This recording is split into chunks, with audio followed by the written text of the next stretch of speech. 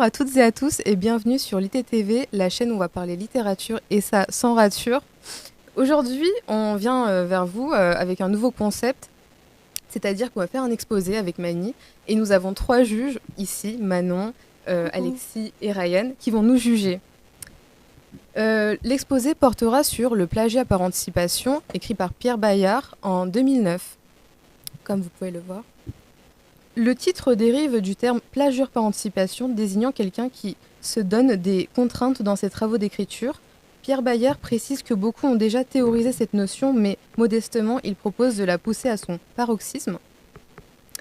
Avant toute explication, j'aimerais vous donner quelques précisions qu'il nous donne en interview sur YouTube, afin d'éclairer cette lecture bayardienne.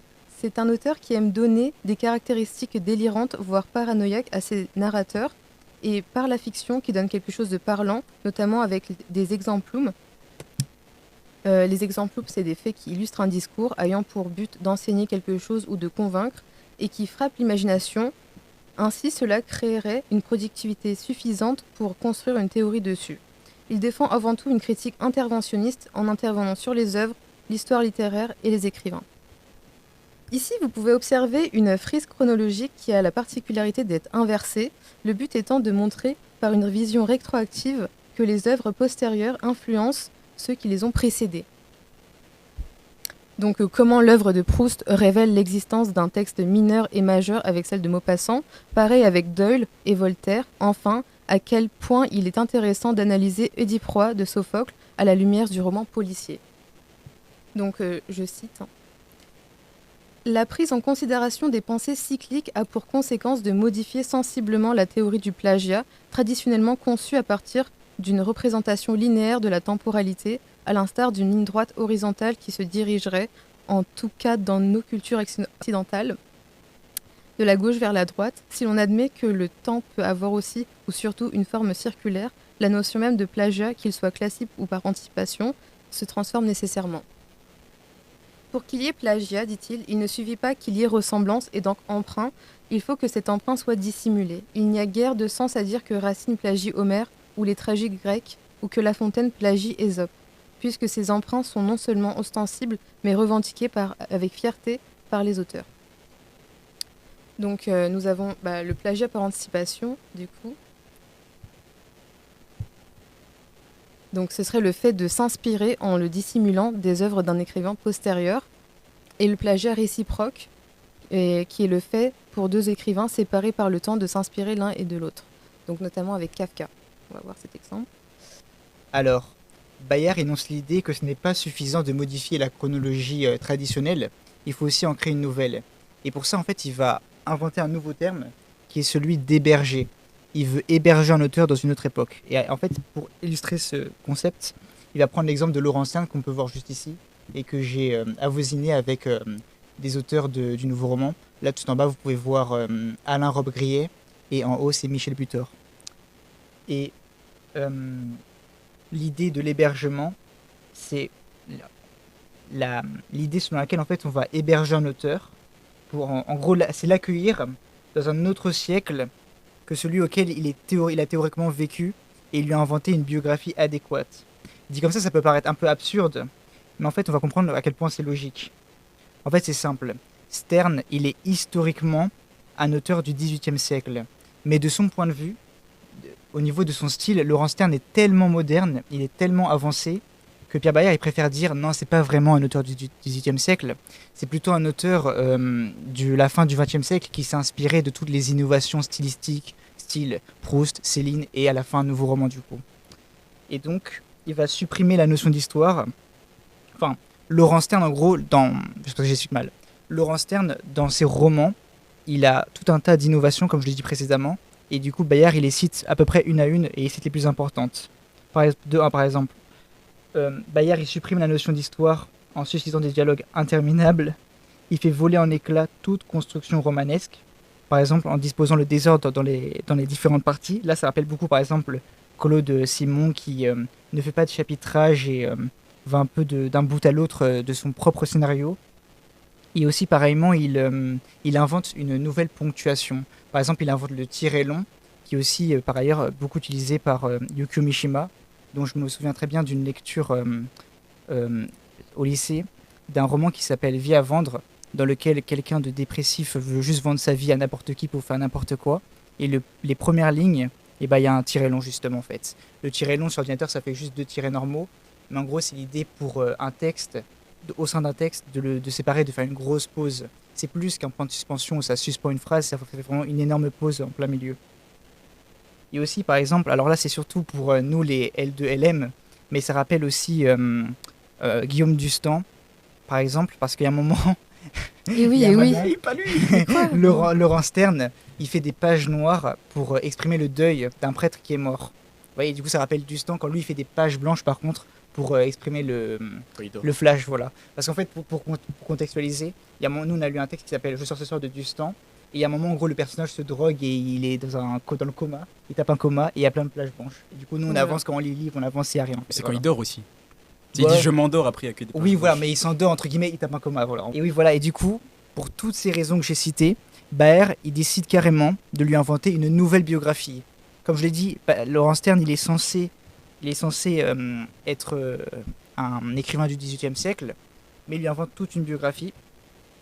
Et je vais vous la lire tout de suite. C'est un peu délirant, mais du coup, comme a dit Aïssé, c'est un C'est dans narrateur, l'ADN. il est complètement fou. Et du coup, il décide de lui inventer ça. Regardez, bon, c'est un peu bizarre. Exemple, Laurent Stern, romancier anglais, né en Irlande en 1913 et mort à Londres en 1968, est le fils d'un officier de l'armée anglaise. Il fit ses études à Cambridge et devient pasteur de Sutton-in-the-Forest, où pendant 20 ans, il mena une vie retirée. En 1959, il fit paraître son premier roman, Vie et opinion de Tristan Shandy, fortement marqué par l'influence de Joyce et des écrivains français du nouveau roman, et qui connut un vif succès. Un autre de ses ouvrages, Voyage sentimental en France et en Italie, 1968, constitue un précieux témoignage sur la vie en France.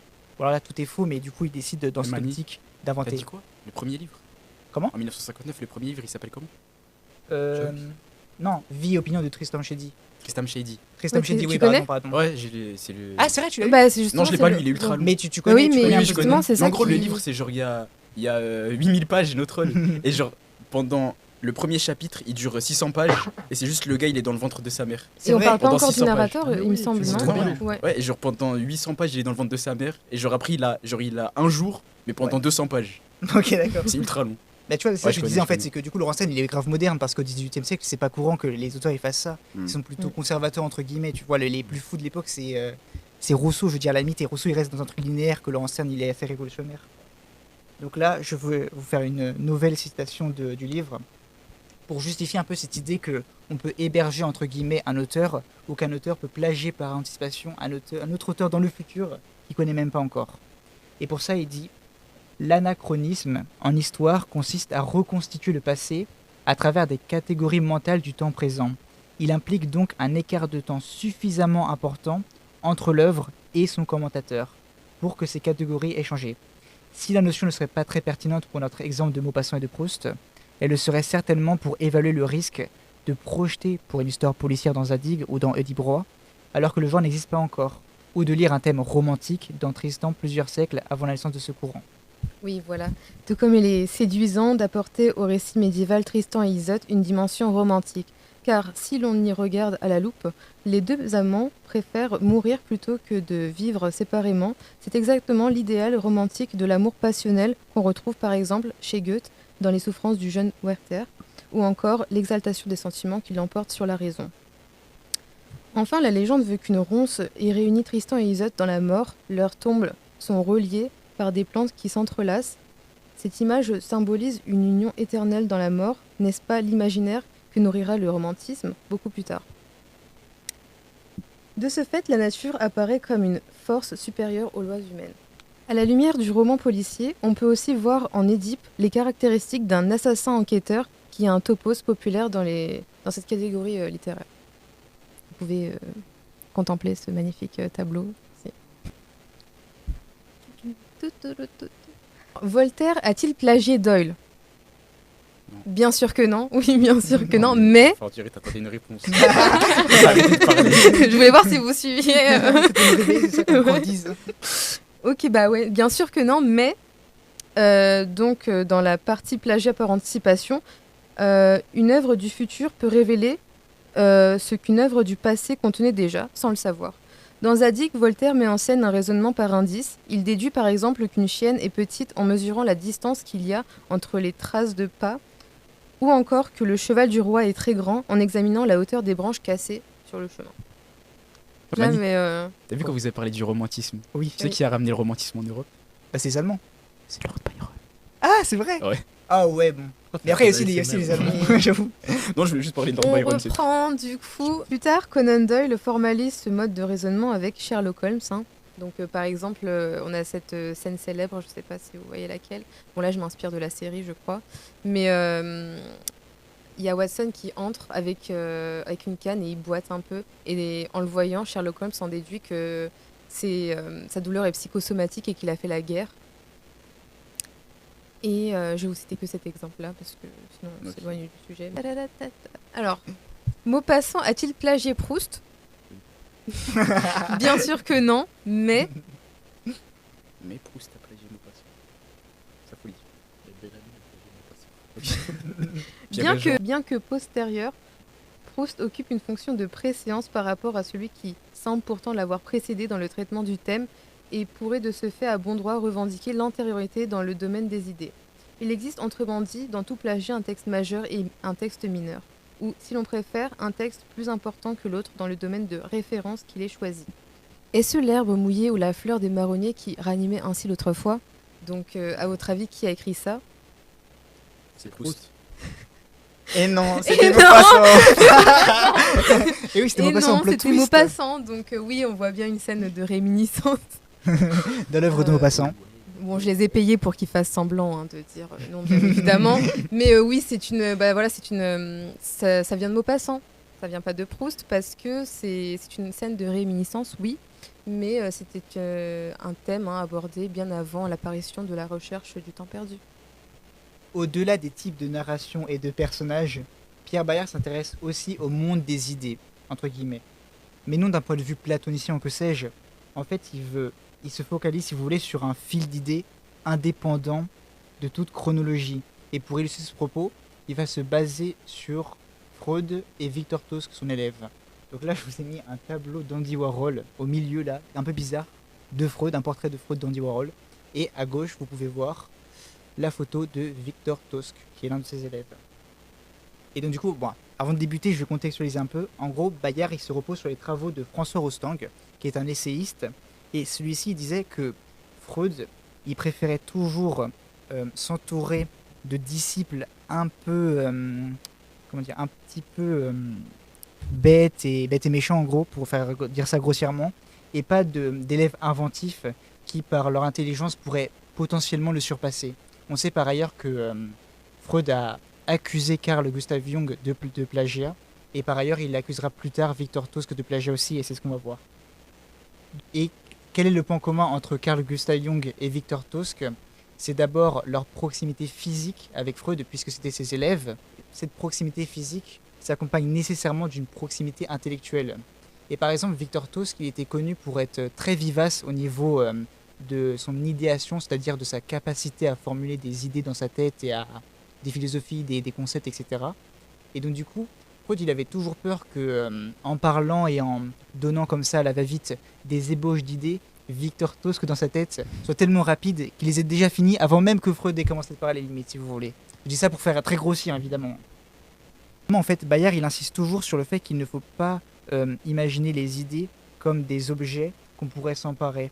Il préfère voir ça comme un flux, si vous voulez, un flux atemporel un peu, dont on pourrait les saisir les idées comme ça, les emprunter, etc. C'est pas quelque chose de matériel en fait. Comme si en fait les idées étaient déjà là. Et en c'est fait, ça. Comment dire? C'est vrai qu'en fait, avec cette thématique de plagiat par anticipation, on déconstruit même la notion d'invention, j'ai l'impression. Oui, c'est exactement ça en fait. Freud, il avait peur de son élève parce qu'il Oui, pensait c'est que ça, son il s'est élève il était suicidé, plus Tosque. intelligent que lui. En fait, Ah, il avait c'est peur. mal. En fait, Vas-y, parce je suis que, nul, je suis nul, par je suis exemple, nul. il voyait, Mais en fait, par Mais exemple, tu vois, arrête, t'étais dépressif. non, Tosque, il écoutait les cours de Freud et en fait, il arrivait à imaginer du coup sa façon de penser et Ouais. du coup où est-ce que ses idées pourraient aller. Et du coup, il avait peur qu'il les développe avant lui. En gros, il prêche Ouais. voilà. Et lui, Après, shot son Freud preuve. avait peur du plagiat, donc il a préféré l'écarter de ses travaux, je crois. Début Non, du mais c'est pas ça. En fait, c'est l'idée que si Freud il énonce un concept, par exemple, il dit ce serait comme une sorte de complexe de, je sais pas, et là tout ce qu'il dit un complexe d'Édipe, tu vois. Genre c'est grossier, mais tu Grossièrement. comprends, voilà. Tu comprends pas. Genre comme si Tosque, il pouvait deviner ce que Freud allait conceptualiser de plus important dans sa Non, c'est carrière par exemple, tu avant vois, même lui. on bosse ensemble sur un projet Ouais. et tu me développes ton idée, tu m'en parles, etc. Mm. Mais je t'ai tellement écouté déjà dans le passé Ouais. et en fait, je pourrais deviner la suite. Ah, C'est une peur, bon, je vois. c'est une peur Ah, du c'est plagiat un normal. peu démesuré, tu vois. c'est Genre, un il lui peu- pompe ses idées en avance, quoi. Ouais, Oui, c'est ça. C'est juste ça. Tu sais, tu Ok. pourrais avoir peur. En fait, le plagiat, on voit que ça peut rendre. C'est aussi maladif un petit peu, en fait, d'avoir peur du plagiat à ce point avec Freud, par exemple. Bon, attendez, bon. Pour mieux expliquer, peut-être qu'il faut laisser Pierre Bayard lui-même s'exprimer. Donc c'est pour ça qu'on va une énième fois le citer. Donc, il n'y a... Attendez, bon, tu sais quoi, on va tout lire, Tout le livre. En entier. Émission, lecture. L'émission lecture, on commence. Ce que Tosque parvient à faire, c'est à venir s'insérer à l'intérieur du processus de pensée freudien, en ce point du psychisme, le centre de la fusion, où l'idée a commencé à naître sans atteindre son terme. Il ne plagie pas une idée arrêtée, mais une idée en train de se constituer dans le cerveau de Freud. Celui-ci, dont l'idéation est plus lente, se voit ainsi dérober une idée qui n'est pas encore à lui, puisqu'elle n'est pas terminée, et dont il serait inexact de dire que l'autre s'empare, puisqu'elle n'existe pas. Et donc c'est ça qui est encore plus effrayant. Attention, il le dit, je crois, attendez. Il n'y a donc pas plagiat à proprement parler, l'idée ne s'étant pas encore constituée et ne pouvant donc faire l'objet d'un vol, mais bien plagiat par anticipation, lequel est sans doute bien plus angoissant pour Freud, puisqu'il se sent dépossédé sans pouvoir dire exactement de quoi. Rien ne lui étant à proprement parler dérobé, sinon quelque chose qui était sur le point d'advenir et qu'il voit impuissant disparaître sous ses yeux. C'est bon, j'ai compris. C'est bon, C'est c'est bon plus pour clair moi, ou pas mais Il est Vraiment. plus clair. Il a quand même un peu d'ego. Oui, plus grave, Freud, hein. Oui, c'est vrai qu'il a de l'ego, il a de l'ego. Légèrement. Oui, aussi. Beaucoup, Énormément, j'ai ouais. l'impression.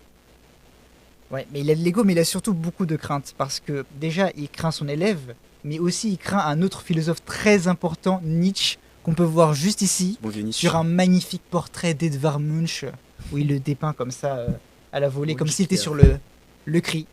Voilà, et on dirait qu'ils sont sur le même pont. Ok. Ah, ils ont pas le même ciel, bon bref. Donc du coup, Dire l'angoisse. Mais tu vois, c'est quoi le cri? Oui, oui, bah oui. oui, c'est tout comme Non, ça. mais oui, mais en fait, pour moi, il s'appelle l'angoisse. je sais pas. C'est vrai. Mais je crois qu'en fait, il a plusieurs titres et qui s'appellent aussi l'angoisse en fait. Tu as raison, je pense. De toute façon, le cri, Non, mais c'est j'ai pas toujours son- raison. On a tous raison. Tu as raison. T'as raison. Bon, attendez, bon, je sais D'ailleurs, que il j'ai la est manette. au On me vole musée les de idées l'homme, en avant. l'inspiration, le la cri, momie, Ah, je mais crois. oui. Si Il y vous a voulez la aller le momie, voir. c'est vrai. Le cri. Mais je suis Ah, très Il y a la c'est super. momie duquel il s'était inspiré, je crois. Enfin, c'est Ouais. les dires En après. fait, c'est une mec qu'ils ont trouvé Ah, récemment je qui est dans crois une que position la comme ça. allemand. Et du coup, son Ah, inspire- ouais. et Je après, sais, ça mais inspiré je crois pour qu'il est voir mauvais. parce qu'il a vu le Non, musée. mais je veux envie de dire On de. contextualise le truc, on sait qu'il y a une momie qui est partout. Ouais, c'est ça. Algérien. Bon, allez, écoutez, Bon, écoutez, les- écoutez, écoutez les professeurs là. C'est Les les professeurs qui professeurs, écoutent pas, là, c'est ça que je veux dire. Donc, avec cet exemple, on a vu que Freud craignait d'être plagié. Mais maintenant, on va s'attarder sur une autre de ses craintes, à savoir celle de plagier lui-même. Jusqu'au point où, par exemple, il va s'interdire donc de lire les livres de Nietzsche parce qu'il a peur de se laisser influencer par lui. Et Bayard, coquettement, précise qu'aujourd'hui, on peut faire, si vous voulez, une lecture comparative et on peut voir qu'en fait, il se ressemble un petit peu sur certains points. Il y a beaucoup en fait d'affinités théoriques, de formules similaires et de subtilités sur lesquelles ces deux-là se rejoignent. Ce que nous allons voir tout de suite.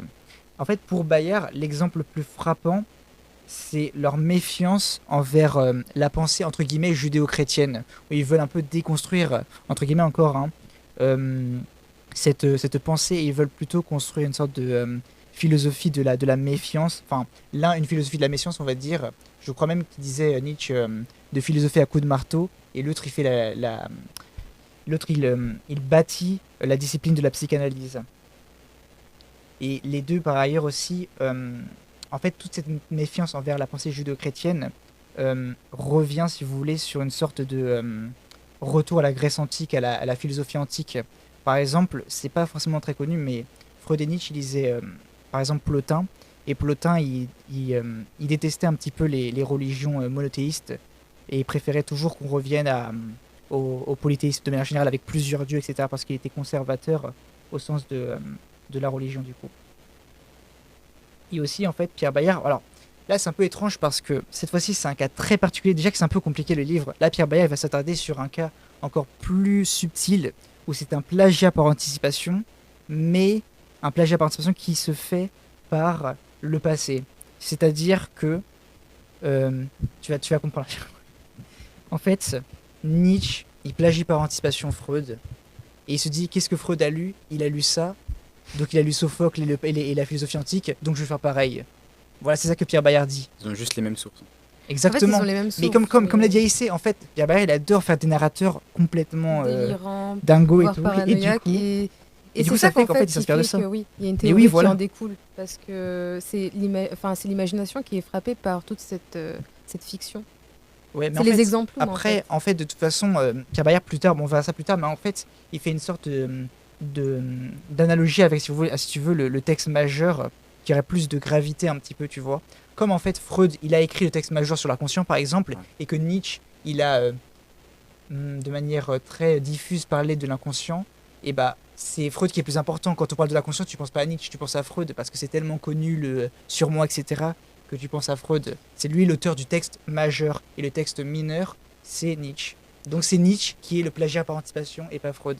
Tu comprends ou pas? Mais juste Comme- parce qu'il est plus connu. Ouais, juste pas parce qu'il est Oui. plus connu, parce qu'il est plus important et qu'il en a plus parlé. Nietzsche, il en a un tout petit peu parlé en fait, tu vois. Et c'est comme Maupassant. Maupassant, il a écrit un truc sur la réminiscence, mais c'est lui le texte mineur, parce que Proust, il a parlé de la réminiscence plus en profondeur. Donc c'est le texte majeur. C'est pas une idée de popularité, mais c'est une idée de développement et de longueur un peu. Et de popularité aussi, j'ai l'impression. Oui, dans mais nos c'est esprits. beaucoup plus secondaire en fait. C'est vraiment l'idée de texte En fait, c'est majeur. surtout quand c'est la référence. Par exemple, quand tu dis l'inconscience, oui, c'est Freud. Ouais, quand mais tu dis la réminiscence, c'est mais Proust. cette popularité se justifie de toute façon pour leur travail, de toute façon. Donc Oui. c'est un peu lié. Mm.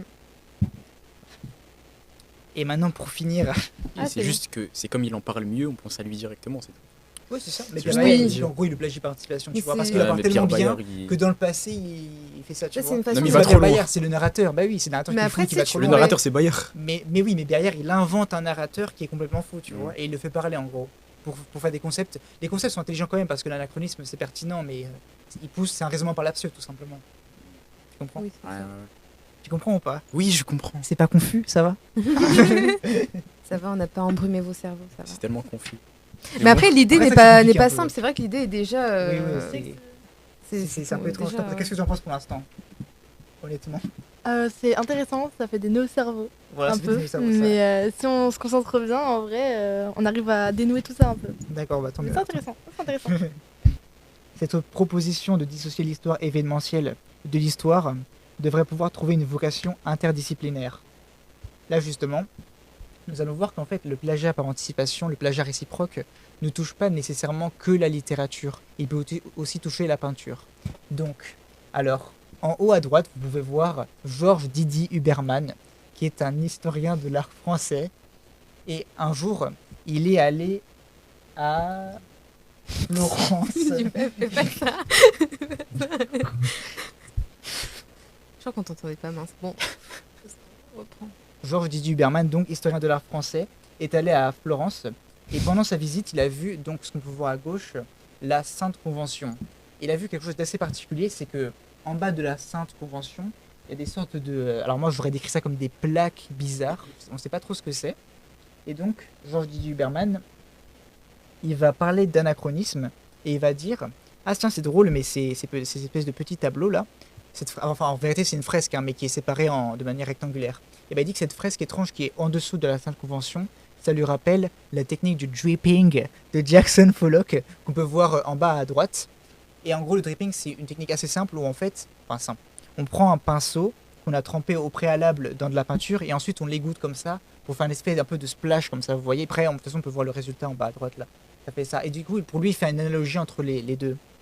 Et il dit en fait un peu que ce procédé pictural. Attendez, non, ça c'est la définition. En fait, il dit que.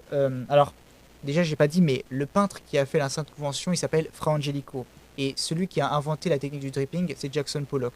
Et du coup, même si il y en a un qui est au XXe siècle et l'autre qui est à peu près au XVIe, ils ont une sorte de plagiat réciproque un peu. C'est comme si. Alors, Georges Didier Huberman ne parle pas de plagiat réciproque, mais il parle d'anachronisme donc. Et il dit que c'est comme si les deux artistes dialoguaient à travers le temps, ce qui n'a pas de sens. Mais en fait, c'est comme Laurence Stern, c'est comme tout ce qu'on a vu avant. C'est que comme Fra Angelico, la technique de Fra Angelico ressemble beaucoup à celle du dripping, et ben il fait vraiment, on dirait vraiment qu'en fait ils ont discuté, qu'ils se sont inspirés mutuellement. C'est ça l'idée la plus importante. Et justement en fait, dans cette idée de plagiat réciproque, et ben pour finir l'exposé en fait, Pierre Bayard, il va utiliser un tout dernier exemple, qui est celui du plagiat réciproque, donc un petit peu comme cette idée de dialogue entre Fra Angelico et Jackson Pollock, sauf que là, il parle de Kafka. Bon, Franz Kafka, il est très connu, c'est l'auteur de la Métamorphose, du Château, du Procès. Et en fait, c'est un précurseur de, si vous voulez, de cette idée. Bon, on lui associe par exemple par antonomase l'adjectif kafkaïen, où en gros c'est pour illustrer une administration labyrinthique et laborieuse qui prend 50 ans pour se faire, et surtout qui est un petit peu absurde. Par exemple, toute la trame du roman Le Procès, c'est qu'un homme est accusé pour un crime qui n'existe pas en fait. On ne sait pas c'est quoi son crime, les juges ne savent pas, lui-même ne sait pas pourquoi il est inculpé, et pourtant il finit quand même en prison. Et dans ses romans, en fait, Kafka, il donne une place importante aux femmes. On voit qu'en fait, elles sont elles aussi écrasées, si vous voulez, par la société. Mais en fait, c'est différent des hommes, parce que les hommes sont écrasés uniquement par la société. Les femmes, en plus, sont écrasées par les hommes aussi. Et en fait, c'est là que Pierre Bayard il va inventer un terme pour, si vous voulez, aller à l'apothéose de du plagiat réciproque. C'est qu'il parle de survenant. Donc ici, dans ce cas-là, survenante. L'idée d'un survenant, c'est l'idée qu'il y aurait un écrivain de l'avenir qui entretiendrait un dialogue avec un écrivain du passé pour lui donner des conseils. Là, il parlerait en fait d'une écrivaine qui ne serait même pas encore née et qui parlerait de son temps à elle. Par exemple, imaginons au XXIe siècle. Et il dit, imaginons cette écrivaine du XXIe siècle, elle vit sous une dictature, je sais pas, genre fasciste et patriarcale. Et du coup, elle lui dit, tiens, regarde, en fait, moi je vis dans cette époque-là, et tu pourrais en parler un peu, dans ton époque, on pourrait y voir les prémices de ce que je vis maintenant, tu vois. Bon, c'est un peu délirant aussi, là. Mais en fait, c'est ça l'idée de survenant. C'est l'idée qu'il y a un écrivain, un artiste de manière générale de l'avenir, qui va conseiller, qui va parler de lui à un écrivain du passé. Et donc, il dit qu'en fait, cette survenante, par exemple, pour Kafka, l'histoire qu'elle racontera... En fait, regardez, l'histoire symétrique du procès et du château ne s'attardera plus sur la condition de l'homme face à la loi, mais celle de la femme qui serait écrasée par l'un de ces systèmes totalitaires qui lui seront contemporains. Bon, pour finir, après, Pierre Bayard, il va faire une analogie avec, par rapport, par exemple, au texte majeur et au texte mineur, avec l'astronomie. Il dit ceci. S'il n'est jamais possible d'être assuré d'identifier avec certitude les écrivains de l'avenir, et moins encore de décrire leurs œuvres avec précision, on peut cependant faire l'hypothèse que celles-ci se laissent appréhender par les traces discrètes qu'elles laissent dès maintenant dans les œuvres auxquelles nous avons accès. Donc là, c'est l'idée de survenante et de Kafka. Il en va ainsi en astronomie des trous noirs, dont les scientifiques affirment qu'ils ne seraient pas directement appréhendables et échapperaient à l'œil nu et aux appareils de perception, mais se laisseraient deviner de manière rigoureuse par les effets qu'ils produisent sur les planètes et les corps situés alentour, qui portent inscrites en eux les marques de leur présence. Voilà. T'as fini? Fin de l'exposé. Merci. Bravo. Merci. Magnifique. Ça sonne C'était sur pas les clair. faces. Alors dites-nous, vous avez compris le concept, dites-nous... J'ai compris le concept. Ouais. Attendez. Avant de faire tout commentaire, dites-nous à chaud, s'il vous plaît, combien vous nous mettrez sur 7, juste pour Sur savoir. 10. Sinon, Vas-y, sur sur- 7, 3,5. Non, mais avoue, tu mettrais moins en vrai. Avoue, Non, tu mettrais non. moins. Tu mettrais pas moins? Non, Je c'était pense clair. aussi. Je pense que je mettrais plus en vrai. Ouais, Ah, ok. je pense. Tu Moi, mettrais combien je mettrais. On peut pas mettre en dessous Mais en de vrai 4. Je pense Ouais. que ça peut pas mettre en dessous. Mais moi, perso, je partirais plus sur un 4,75. Donc, si vous répondez, je peux monter ma note. Non, mais il est trop RP là, c'est pas possible. Et ça va, maintenant, t'en as pensé quoi, honnêtement? Ça, Ça va, et tu donnerais quelle note? Qu'est-ce qui ne va pas? j'en sais rien du tout. Mais en fait, je peux pas du tout juger. Je sais pas quelles sont les attentes par rapport à ça, un travail comme ça. En fait, juste Bah, toi, c'est personnellement, vos ça va, attentes, ça hein. t'a pas trop endormi, ça Je va, sais honnêtement. pas. Par contre, non, franchement, c'est intéressant. Après, j'ai pas envie de lire le livre. Mais... Non, je comprends, Bayard, je il est peux pas bien. lire. Ils sont bien ce livre, Bayard. Non, mais s'ils sont bien, mais c'est un peu compliqué. Mais Alors, surtout, en fait, après, je crois que le c'est-à-dire pire, que- je crois vraiment, c'est de Non, l'expliquer. mais Je trouve que c'est trop bizarre. à C'est trop expliquer. compliqué Déjà, j'ai d'expliquer ce l'impression livre. qu'on est fou. Bayard, quand on il explique explique ça. trop bien en fait. Oui, C'est très dur de lire des psychanalystes. Je lis en Très ce dur moment... de lire des livres. J'ai lu Joyce Mais ils McDougall, sont fous, les Mélanie psychanalystes, Klein. faut pas dire. J'ai lu Freud un petit peu, et franchement, alors oui, la philosophie des fois aussi c'est un peu compliqué, mais la psychanalyse c'est très compliqué, et